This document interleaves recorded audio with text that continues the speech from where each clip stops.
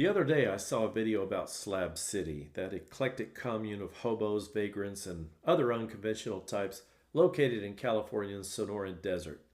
The focus was on a man who went by the moniker of Water Boy, best described as the self appointed sheriff of that town. If there's trouble in Slab City, the residents often turn to Water Boy to solve the problem. He's also developed something of a reputation for kicking out undesirables from that community and generally maintaining a sense of decorum, a term I use very loosely in this case. Waterboy's story is symptomatic of what's no doubt a universal truth, namely that government is inevitable. Human nature is such that where there's any sizable group of people gathered, someone will take it upon themselves to impose law and order, or to be more exact, authority.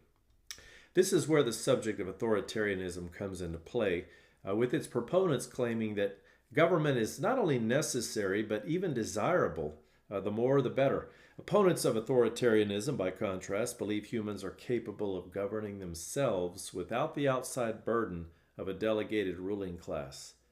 One of the most outspoken critics of authoritarianism on the internet is Larken Rose, who has been described as an advocate of the principles of self-ownership, non-aggression, and a stateless society, otherwise known as anarchy. He's also the author of numerous books on the subject of anarchism, including probably his most famous one, The Most Dangerous Superstition.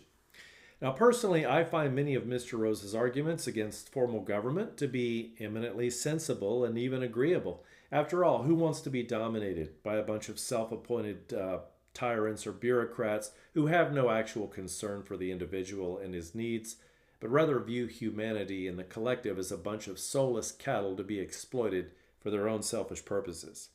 But here is where his thesis flies off the rails. It fails to take into account the inherent sinfulness of human nature. In his unredeemed state, man cannot be fully trusted to govern himself. And while some people who have been raised in the Christian tradition, even if they're not actually born again, might be trustworthy enough to live at peace with their fellow man while not doing violence to person or property, many are not. Take, for instance, thieves who steal what belongs to others and thereby violate the public peace. Mr. Rose insists that people, if left to themselves without formal government, will find a way to administer justice without the need of official intervention. But as experience shows, personal vengeance, or even posse justice, often descends into a needless cycle of violence. On a personal level, the Bible teaches that Christians are not to avenge themselves, but to wait for the intervention of God to punish those who have trespassed against them. As it says in Romans 12:19, "Dearly beloved, avenge not yourselves, but rather give place unto wrath, for it is written, Vengeance is mine, I will repay, saith the Lord." Moreover, we're told in Romans 13 that God provides us with higher powers, which are ordained of God to, quote, execute wrath upon him that doeth evil. And that's in the words of the King James Bible.